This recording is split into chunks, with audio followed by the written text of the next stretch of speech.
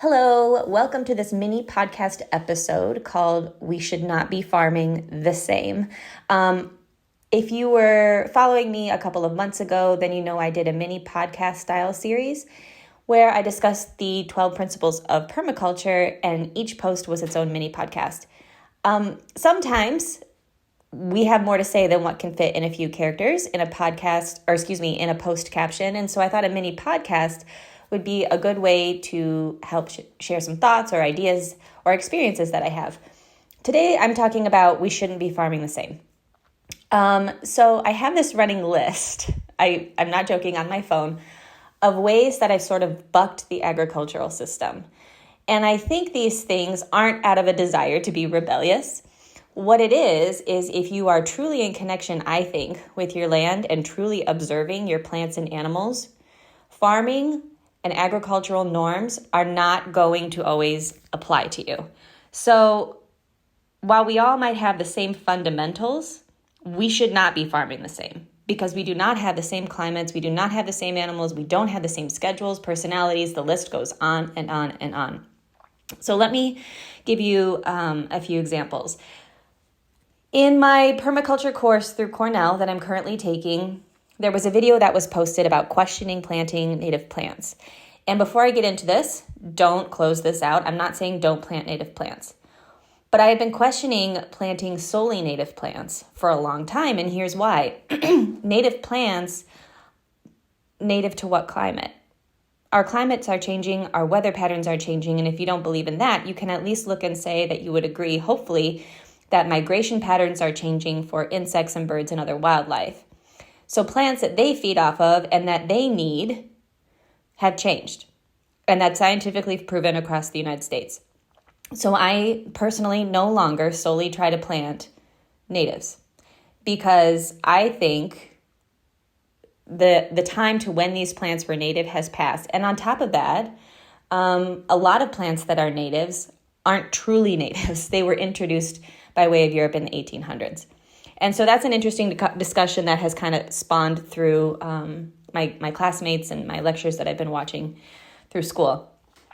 Another norm that I buck is I don't deworm my horses unless I see a problem.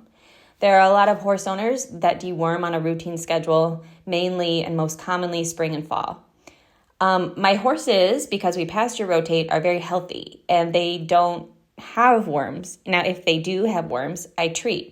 But to do it as a preventative measure seems a little bit disruptive to the gut for me. And so that is something that I've stopped doing. I will only treat if I see an issue. Something else that I do here on the farm that is a little outside of the norm is I don't feed grain for my horses.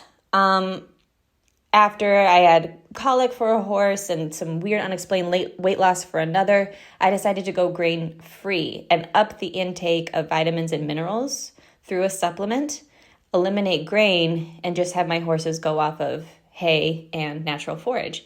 The weight was regained. There's been, honestly, knock on wood, no colic since then, and my horses seem healthier for it.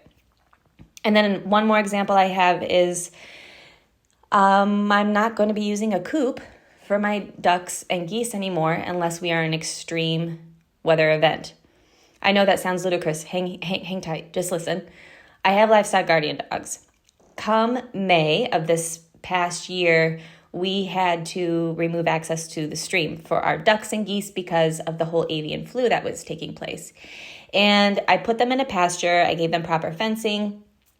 And since we have livestock guardian dogs, I felt very comfortable with this solution of keeping them away from the coop and instead putting them in this big pasture space where they could roam 24/7.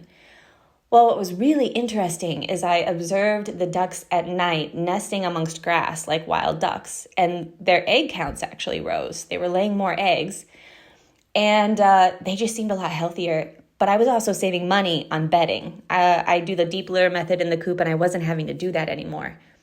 And so there was less cleanup, there was less smell, the eggs were cleaner, and they were truly happier. And for me, I thought, why am I doing this? You know, we're told that we're supposed to have a coop for our birds. And yes, I get it for a predator perspective. But if I have a barrier for predators with my livestock guardian dogs, maybe I don't need that. And so I've stopped giving them access to the coop unless, we're having like a hurricane or in the winter when we have a blizzard. And they absolutely are so happy. I used to have a really hard time corralling them into the coop at night. I mean, they would come in on their own, but it was like dwindling and it would only be a few at a time. Now they go for, a little walk outside. I open up the pasture gate. They go back in and they're perfectly happy to hang out in there. And we haven't lost one under Axe Root and my other guardian dog, Orsa's guardianship. So I think we are all supposed to be farming differently, and it doesn't mean anyone is right or wrong. What it means is you are observing your natural ecosystem, which consists of your plants and your animals, your wildlife, your climate, your weather, your terrain, and you're making an observation. And I think if you're not bucking the system a little bit, maybe you're not observing enough. I'm just going to put that out there. So that's all today. I did want to share that because I do think we get wrapped up in what this idea of homesteading and farming is supposed to be. And quite frankly, it should be different for everyone. Okay, thank you so much for listening. If you've made it this far, have an amazing day.